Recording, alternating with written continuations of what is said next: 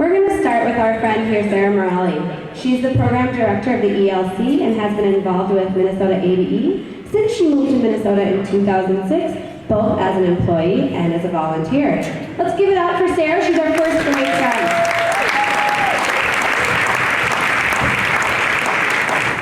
Thank you. Good morning, everybody. My name is Sarah Morelli, and I'm going to tell you that ABE matters not just to the individuals in our classrooms, but to whole communities, maybe even on a global scale. I've spent the better part of the last 9 years working at the English Learning Center, a little school in the basement of a church in South Minneapolis. This is not a building I would walk by and think, wow, this place might just be changing the world. But maybe, what if I told you it might be?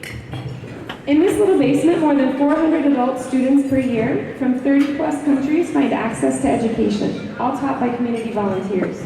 When I started working here, the impact on individual learners was clear. I saw students who were old enough to be my grandparents learning to write their names for the first time. I saw newcomers to the country improve their English and go on to get their GEDs, become nursing assistants, and go to college. I saw the impact education was having on individual students, but I hadn't thought about how this work could even touch the lives of people who had never come through our doors. Then I read something on ProLiteracy's website that totally changed my understanding of what I was doing. It was a quote from the findings of a National Institutes of Health study, and it said that the single greatest determinant of a child's future academic success is the reading level of their mother. More than neighborhood, more than family income, it is the reading ability of a mother that most directly impacts the academic success of her child. In that moment, the work that I was doing completely changed, and the number of individuals that my school was reaching multiplied in my mind. And I thought about all the mothers and future mothers who are in our classes learning to read, and all the children who were going to benefit. I also thought they're not only learning to read at our site, people are gaining English skills. And I remember the teenage girl who once came to help her aunt register for classes and told me her mom used to be one of our students too. And she said, I know this school really works.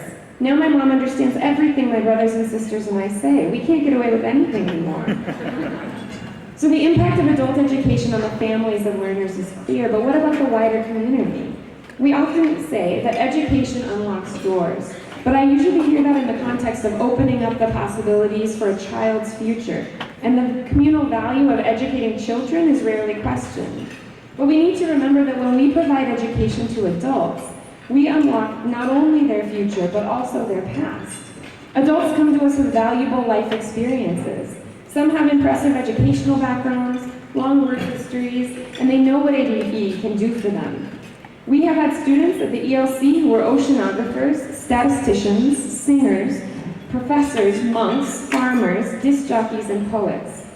Adult education can give them the skills they need to put their passions to work here, if that's what they choose, and to help our communities live up to their fullest potential. All of my students have valuable and interesting life histories, but most have not had much education. About 40% have never attended school in their lives. Even more have only attended for a few years. For these students, their goals may seem comparatively simple. To go to the store, use the bus, learn to write their names. So what impact does that have on the wider community? I would argue plenty. Let's just look at one aspect of our community, the healthcare system. Consider this, adults who cannot read are hospitalized at a 50% higher rate than adults who can, and low literacy skills add an estimated $230 billion to our country's annual healthcare costs. The health impacts of literacy skills are even stronger on a global scale. Most of our students stay in the US, but some do not. And worldwide, a child born to a literate mother is 50% more likely to survive past the age of 5 than a child born to a mother who cannot read. So whether in the US or abroad, the fact is poor literacy skills cost lives and hurt communities, and adult education saves them. We as teachers and administrators don't know the full impact ABE has on our students because so much of it is lived out after they leave our doors. And the stories about life after ABE are not the ones we usually get to hear, but every now and then we get a glimpse. A couple of weeks ago, I was registering a student for class, and through an interpreter, he told me the story of the path that led him to the English Learning Center. He said he had a friend who was a student here a long time ago, and after he improved his English skills, he went on to get his GED and go to college. And after that, he was hired by the United Nations. His job took him back to East Africa, to Kenya, where he met this man and became his friend. And when he learned that he too would be coming to Minnesota, his friend told him about the English Learning Center, where he started his education so many years ago. Because one person had access to ABE right here in Minnesota, countless lives were influenced, and we got the longest distance referral our site has ever seen.